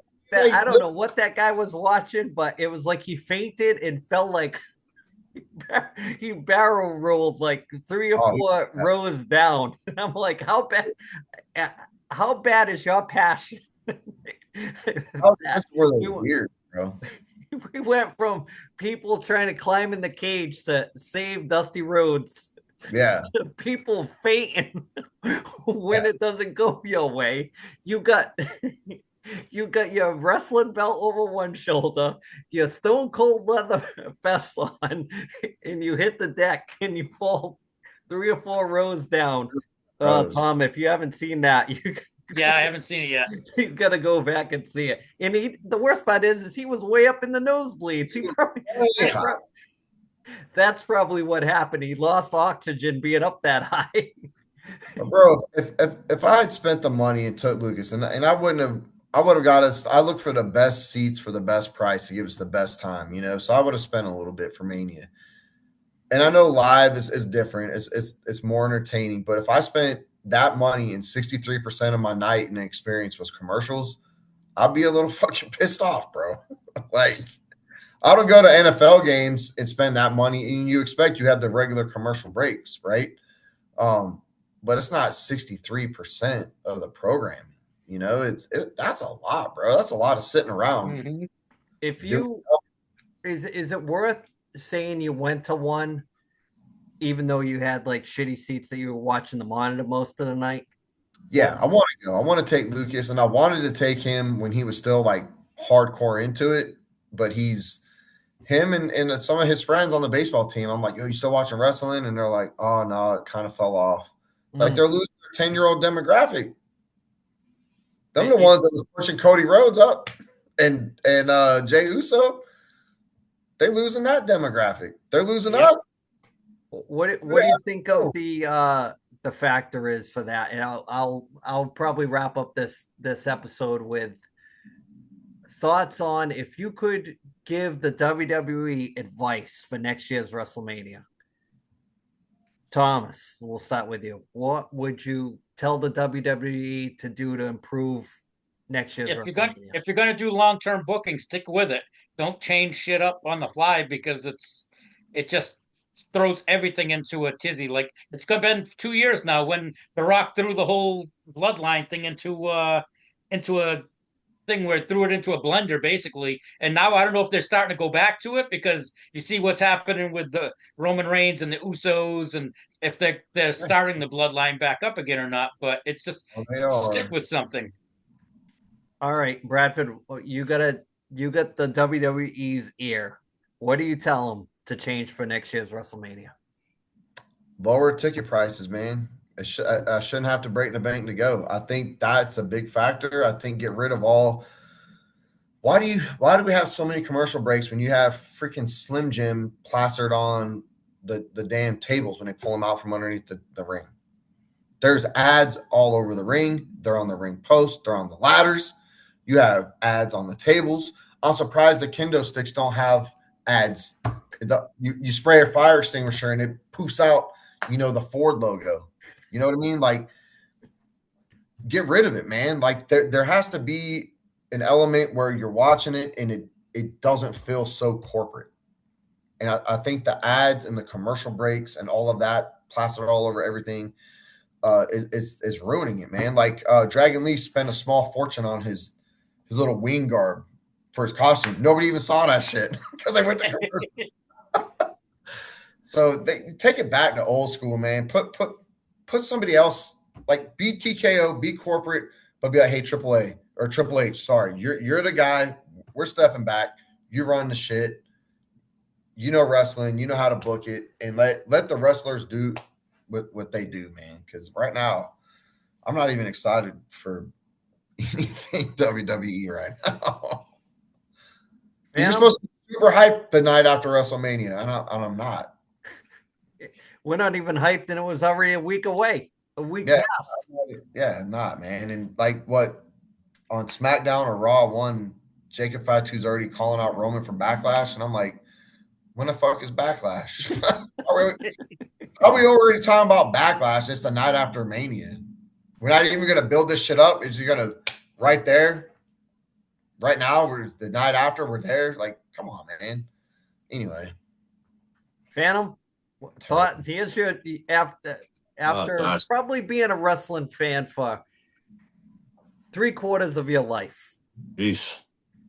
They I think they need to go back to like the old break out the storyboard.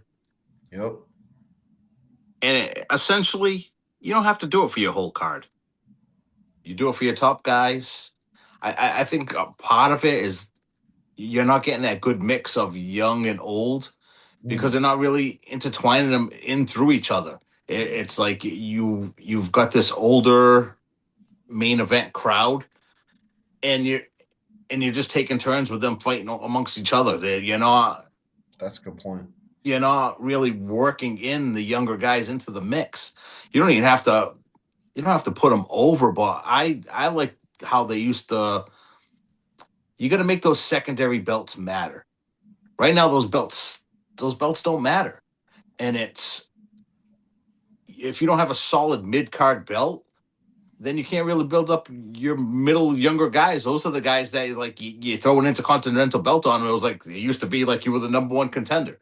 Yep. And now it's like you got that. I can't stand when you have like anybody that's whether you're a tag team champion or a singles champion, and you're involved in all these tag team matches. So you got the world tag team champions that used to be a big time belt, and you're open. It's like you're not even defending the belt. You're like in a 6-man. That part of it doesn't make any sense. So if you want to have all these belts, the belt's got to mean something.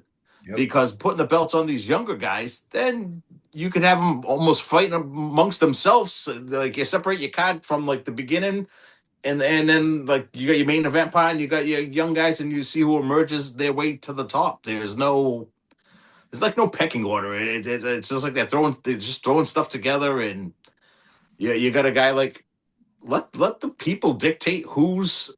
You shouldn't make anybody a heel, or you shouldn't make anybody a face. The crowd dictates who's a heel and who's a face. So if the fans are booing you, then you're doing heel shit. If the fans are cheering you, same like it used to be. You're a bad guy, and next thing you know, everybody's into everything you're doing, and that's when you flip the switch and you go the other way. But listen to the fans. The crowd tells you everything that you need to know, and they don't listen to the crowd. They're listening to all the talking heads, and it makes for a shitty product. I pretty much agree with you, Ryan, on all that stuff about. I think that if I could change or give advice about booking for next year's WrestleMania, is not everybody on your card has to have a storyline. Let the fans get involved. Like when you turned on a card on the USA Network for that random Tuesday that you would get a card from the Spectrum or on Nesson or whatever. You just went and the card was already, it was Salvatore Volomo versus Rocky Johnson. These guys weren't feuding. They were just working their way for wins and losses towards a title. And then whoever had the belt had some kind of a storyline. There might be some underneath Gaga. Women's matches won't sell you a WrestleMania. It's just brass tacks. It's how it works. I know they had a women's revolution and all that stuff. Granted, so be it. But that stuff, not everybody has to have a storyline. Too many factions, too many people, everybody's in a group now. That's what made NWO special, DX special, the Four Horsemen special. Then, of course, it gets watered down with the NWO at the end, but blah, blah, blah. Freebirds, only the same Freebirds. It's just too many factions. Get rid of all that. Even the playing fields. Make the titles matter. Not everybody needs a storyline. Bring the ticket prices down, like Brad said. Bring families back into it. Yeah, I mean, make it more affordable to go. Just make it more believable. It doesn't have to be table spots and high spots. And I'll take Ed's biggest theory from not watching wrestling. Why do you have to kick out of everything? Why is everything a freaking kick out fest? That it's kills it. You got to light a guy on fire to beat him now. It's just terrible.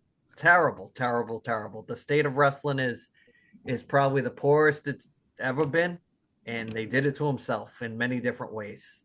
I think there's a lot of people that are involved with it that it's not their niche. It's not their.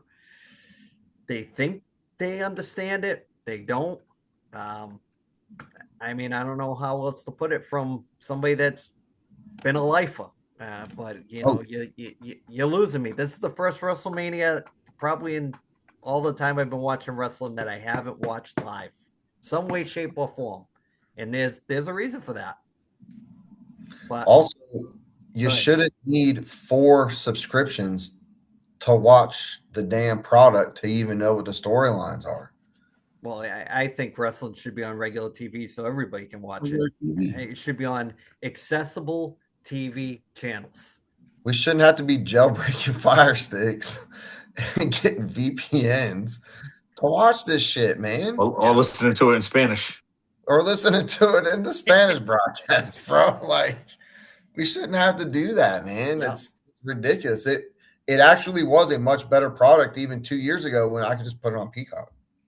Yep. Do you think that McMahon was actually like ahead of his time, a bit of a pioneer when he came out with the network? Oh, yeah. Because he was really like, now anything you watch, whether it's NFL, hockey, whatever you want to watch, you're going to get some kind of subscription. And at the time when he came out with the WWE network, it was a little before its time, other than, you still had your movie ones. But as far as like for like some kind of like premium service to get away from the pay-per-view style thing, he would have been, if he should have came up with that now. Yeah, that thing would have worked great. Now you have all the old matches, all your shows are on it. You probably charge what were they charging back then? $20? No, it was $9.99. Remember? Oh yeah, even cheaper. Like people probably pay $30 for that as long as you had everything.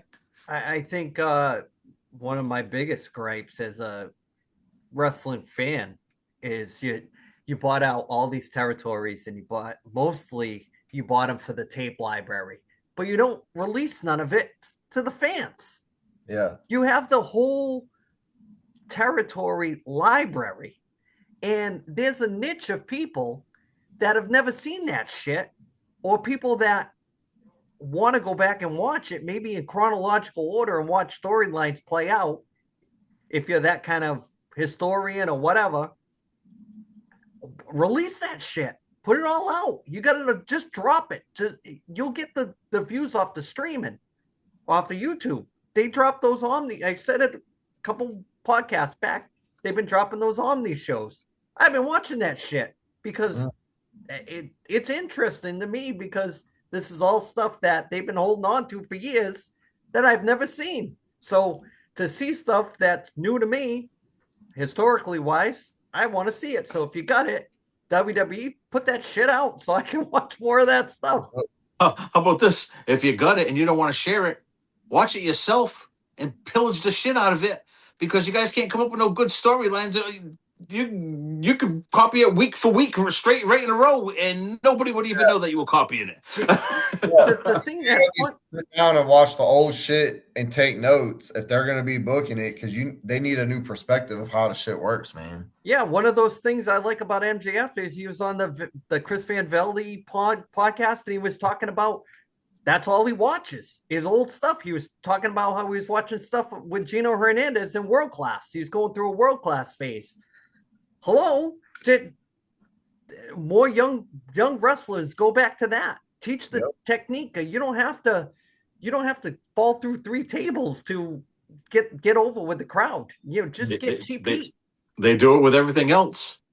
No original ideas for movies. No original ideas for TV shows. No original ideas for cartoons. It's all there, man. Go watch some old school NWA and you have a quality product. Yeah.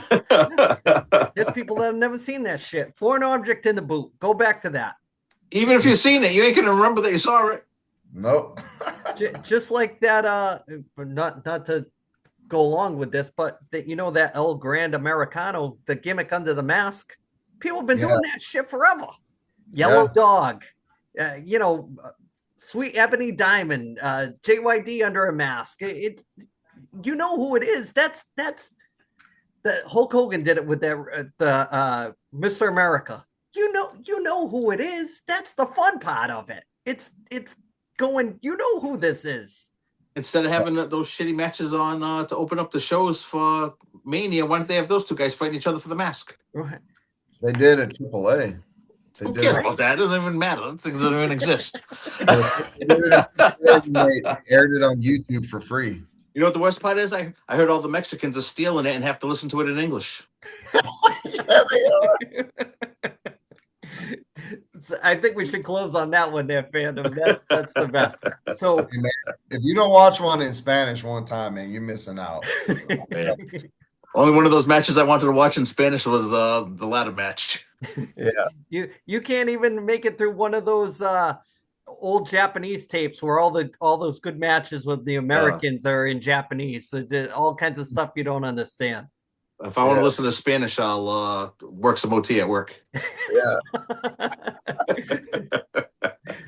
So I guess we'll wrap up the podcast this week. This is our first WrestleMania recap that we've ever done. The boys have been wanting to do an all wrestling episode, so we'll see how this goes. I'm guaranteed we're getting some good clips out of this one. Don't get me fired. There you have it in Spanish.